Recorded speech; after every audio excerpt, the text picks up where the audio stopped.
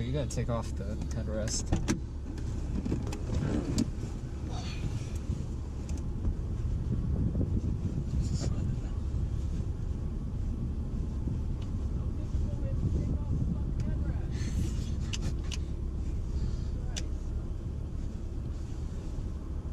Can't find the button. Yes, I'm pushing it. Are you? Stab her with it. Damn it, what do I pay you for? You don't pay me shit! Hey, friends. Hello. Welcome back. Another episode. After credits. We just saw A Wrinkle in Time, the new Disney film. It's me, Barnyard, the man that never has a plan, Daniel, and our friend Annette. Hello. Wrinkle in Time, directed by Ava DuVernay. She directed the Martin Luther King movie Selma and 13th, the documentary about incarceration, the prison system, and its racial bias over hundreds of years. If ever there was a person to be a social justice warrior, the warrior part, that's DuVernay. Yeah. She's just full on, gives no fucks, off to the races. It's a girl, Meg, played by Storm Reed. She's this smart, science-oriented chick. Her dad and She's her like mom, 11 years old. she's like, what, 12 or something? She looked a hot 10. Her dad's played by Chris Pine. Her mom is played by Gugu Mbatha Raw, and they're NASA scientists. Is that a real name? Yeah, dead serious. Oh my goodness. Gugu Mbatha Raw is one of those actresses I've been like championing for a long time because I saw her in Belle in 2014. It's like this, it's a super indie like British period drama. They're like NASA scientists and they're trying to discover another dimension. So Chris Pine one day, he actually turns out and finds that dimension. He goes missing. Fast forward 4 years later, and then this fucking acid-fueled Reese Witherspoon. Was that Reese? It's Reese fucking Witherspoon, man. She shows up and basically says like, "Hey, we can like help you find your dad." And she's like, "Who's we?" And so they get transported to this dimension where Mindy Kaling, who's like wearing this dress that makes her ass look huge. It's like an explosion. And she only speaks in like quotes. So it's like people like from Gandhi and what was it, Shakespeare, to like Outkast and Lin-Manuel Miranda. Yeah. There's a giant 40-foot Oprah. Yeah. And in order from Oprah to Reese Witherspoon, their names are Mrs. Which, Mrs. Who, and Mrs. What's-It. And we forgot to mention, this is based off a book by Madeleine L'Engle. Like the 60s, right? Yeah, it's like the 60s. It was... That explains a lot. It was... Oh, yeah. Apparently, the movie doesn't even crack the surface on how weird the book is. Yeah, that's what I heard, too. It's been like 50 years since the book came out, and they're finally adapting it to a movie. And, you know, and they were saying how it's going to be a challenge because of the fact the book is so fucking goofy. They did make a movie. In 2003, they made a TV movie of this on Disney Channel. No. And it looks like hot trash. Like dumpster fire. That hurricane heist piece we saw inside as we came out of the theater, that's apparently nothing compared to this fucking TV movie. I kind of like it. It's not good, but I like this. Y'all heard me. I'm dying. Because like this, I was sobbing, laughing because this movie just goes from one thing to the next. And even having this spoiled for me, like the first third, with like all this crazy stuff that happens, the movie still finds ways to get even weirder. And even if it's just like a glance of the characters and like the way people talk and just like just them cutting back to a giant ass Oprah made me lose my shit. Cause why is Oprah like 40 fucking feet tall? She looks like an Attack on Titan character. It's so weird. She had gold eyebrows. And silver eyebrows. For some of the time. And like sequins, and I kind of wanted the girl to in the middle just like pluck one off or like try to. Yeah, just yank it off. Nah, bitch. I wonder, honestly, how many changes, how many wardrobe changes they went through in one scene. Yeah. In just one scene, you can see that her makeup was changed, her hair was changed, her clothes were changed, everything was changed within 3 minutes. It's like every time they go through the portal. Yeah. I also want to figure out, like, how long did it take them in that makeup chair every day? Exactly. Like, I'm honestly wondering how long they spent just in the dressing rooms and how long they spent actually filming one scene. Yeah. Before they had to go back and change and do more makeup, take it off, do more prosthetics, glue more sequences on, change their clothes, do the hair. Oh. It's a lot of time. Like, God, it sounds like a logistical nightmare. It sounds like hell. At some points, it reminded me of... Have y'all seen the movie Across the Universe? Kinda? Yeah, I could see that. I saw a lot of that. Not a lot, but a little bit of it. Mixed with Alice in Wonderland. Yeah, that's I think the big one. Yeah. I saw some Interstellar, just in the, like, concepts of what they're talking about. Part of it reminded me of Pinocchio. Like those old jackass. Yeah, like all those old Disney movies where, like, adults weren't worried about scaring children, and they would literally just have them suffer terribly in order to say, like, this is what happens if you're a bad child. That kind of shit. Vegetables. Yeah, eat your vegetables, otherwise you get fucking mutilated. I didn't can't hate get it. past the Demon Child. Yo, like, That was actually, for Disney, that was creepy. yeah, this movie does get dark, like really dark in a way that I wasn't surprised. I was actually kind of surprised they went there. It reminded me of something like Return to Oz, or like That was the other one. the demon child we're talking about is the little brother. Charles Wallace. Charles Wallace, who... Isn't that a character from Lost? I heard a lot about this kid. Mostly, like, everyone hates him because he talks like a movie kid, and he's obnoxious and talks like way too smart for his age, to the point where it's not even realistic as a character. It's not.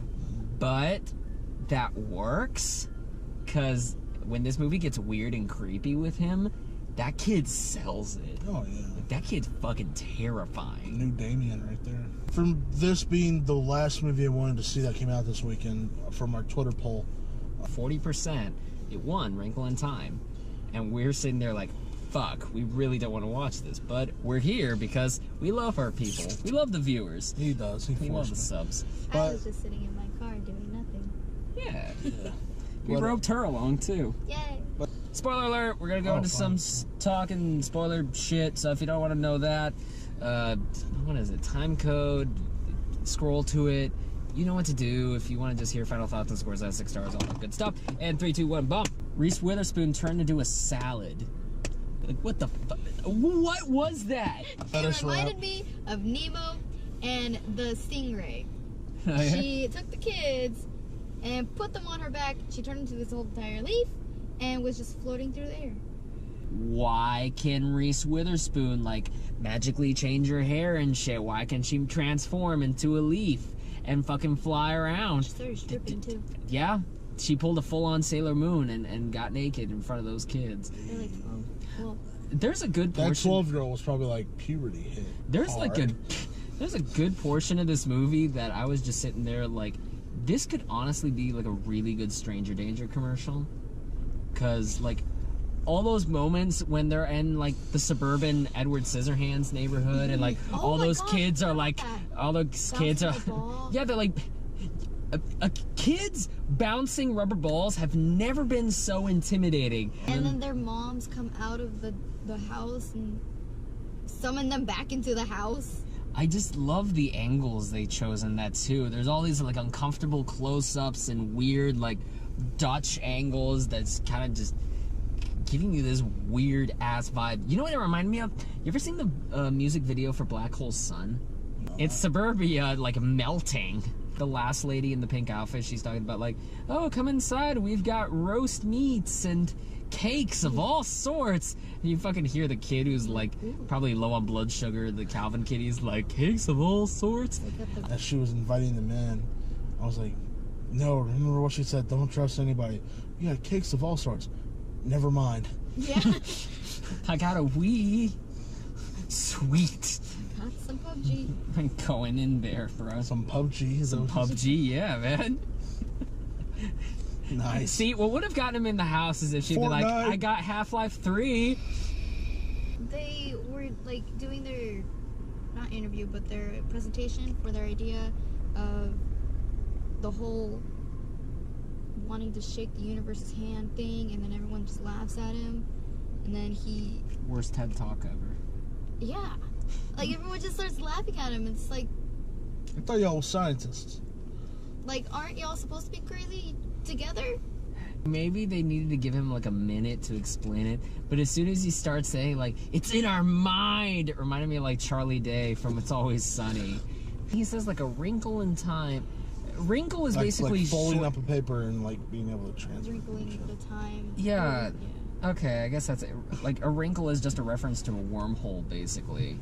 He pulls like an Interstellar and he says, it's love. Love is the force that binds us together, which, I mean...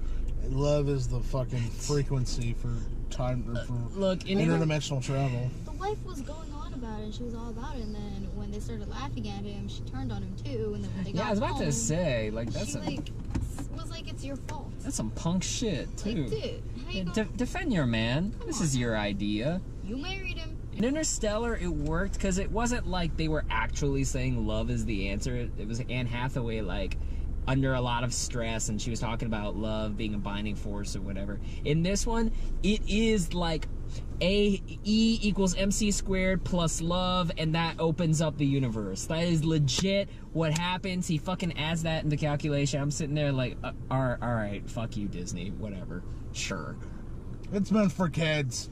Michael Pena is like this weird, like, puppet carnival guy with, like, mustache. This is where the Pinocchio comparison comes in. He's like, hey, little kids, you want to have some food? And then the fucking Calvin kid starts eating the sandwich, and then the little brother's like, what the fuck? This tastes like sand. What the fuck? And I'm like, yeah, kid, it's a sandwich. What the fuck you'd expect? And I didn't get why immediately, like, the little kids turned. Because he turns evil like that, and I didn't know what happened. I wonder if he turned when the tree started, like, right when they had to say goodbye to the three. Like when they're in the bad place and they get separated from him? You think that might have happened? Because it doesn't show where he went, and it doesn't show what happened. It just shows a girl and Calvin. That could work. And then they go in a tree to go to the wall, and then they're like rednecks in a tornado movie. They're just in there like, all right, let's get inside this stump. My name's Cletus. Welcome to Jackass. The evil energy force, who's voiced by David Oyelowo, so he's in 2 movies this week. The kid gets possessed by the It, which is like an embodiment of every dark thought you've ever had in your life. So it's supposed to be like a metaphor. It's all the negative energy. I assume it's supposed to be just like a metaphor for like depression or like self-destructive thoughts. This is what that told you couldn't do jealousy, you know. Yeah. All your doubts and fears. And Pandora's box. They find her dad inside the music video for Hotline Bling. You used to call me on my cell phone. By this point, the little brother's possessed, and so the dad's like, all right, fuck this, we can't win. I'm gonna rescue you, and we're gonna go back home, and we're gonna regroup. And the girl's like, no, you're gonna abandon your kid again? No, I can't leave him. He's my brother, I love him. She goes back to the id to like rescue her little brother from the possessed like evil thing, and then the fucking It thing like does like a dark image of her, which is the second time in a month that I've seen a climax of a science fiction movie where it's a female character fighting off her evil self. It was very short too. It was so like it was Annihilation. Evil Meg is like stylish, and her hair is not natural, and it's straight. It's her. She was one of the popular kids. Yeah, pretty much. She got her hair redid. She got a makeover and all that junk. No glasses. No glasses. She got contact. Her shoulders were showing. 12 years old. Nah. She got ISS for that. Hey man, that Calvin kid would cream in his pants at any second. At the end of the movie, he was just like, I love you. I love you. I love you. He was creepy. Because he's sitting there like, you're so like amazing. And I like your hair. Yeah. It was almost just like... Were you ever a 12-year-old in love, Daniel? You don't understand. I was, but I wasn't over there just like, you're the only reason I exist. Be back. Hey, let's go to the time code. Welcome to our spoiler-free part of the review, where we give our final thoughts and scores out of 6 stars. It's a messy fucking movie. It doesn't always work. It's boring at some points. But near the end, when they started getting like more emotional and they started like talking more about the character and getting stuck on that, I rode with it a little bit better. Like the first part's an acid trip, the second part's like a slog, and then the third part's like more emotional shit. So overall, like I'm feeling pretty good on it. So I'll go with like a 4. I actually will go with a 4. Like I think I dug this.